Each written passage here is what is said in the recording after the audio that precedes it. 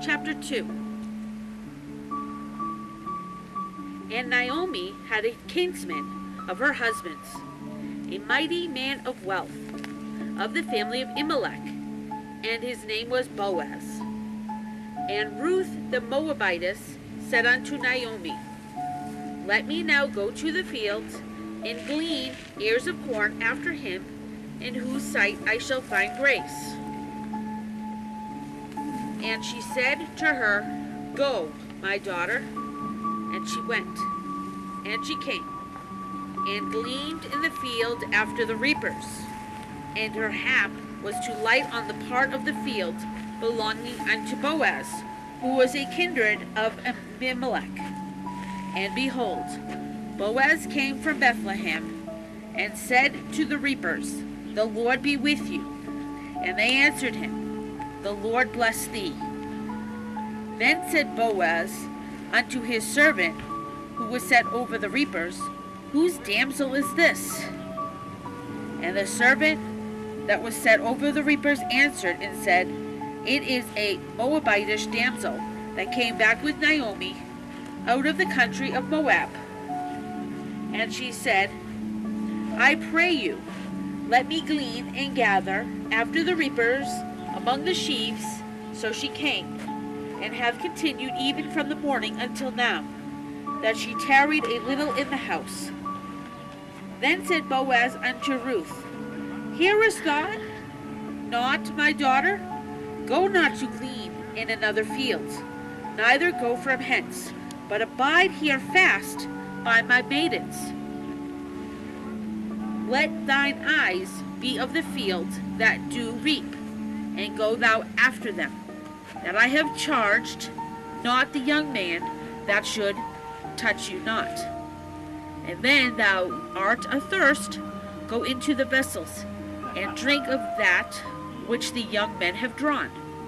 Then she fell on her face, and bowed herself to the ground, and said unto him, Why have I found grace in thine eyes, and thou shouldest take knowledge of me, seeing I am a stranger?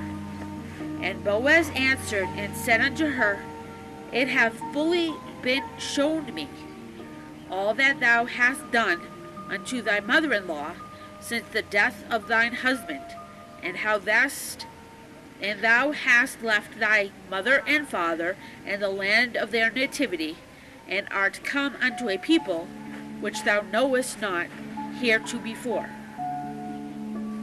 The Lord recompense thy work, and a great reward is given thee of the Lord God of Israel, under whose wings thou art come to trust.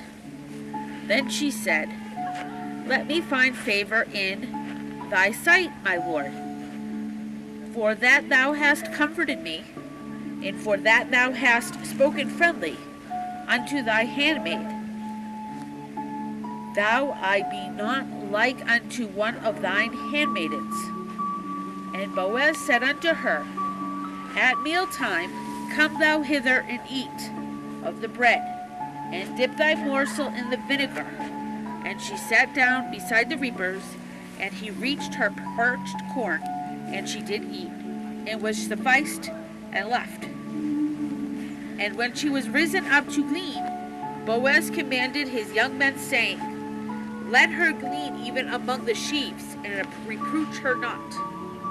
And let some fall of the handfuls on purpose for her, and leave them, that she may glean them, and rebuke her not. So she gleaned in the field until even, and beat out that she had gleaned, and she had about an ephah of barley. And she took it up, and went to the city, and her mother-in-law saw what she had gleaned, and she brought forth, and gave to her what was reserved after she was sufficed. And her mother-in-law said unto her, Where hast thou gleaned today? And where wroughtest thou? Blessed be he that did take knowledge of thee. And she showed her mother-in-law with whom she had wrought, and said, The man's name with whom I wrought today is Boaz.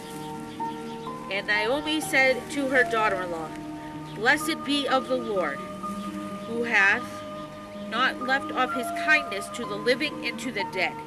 And Naomi said unto her, The man is near of kin unto us, one of us next kinsman.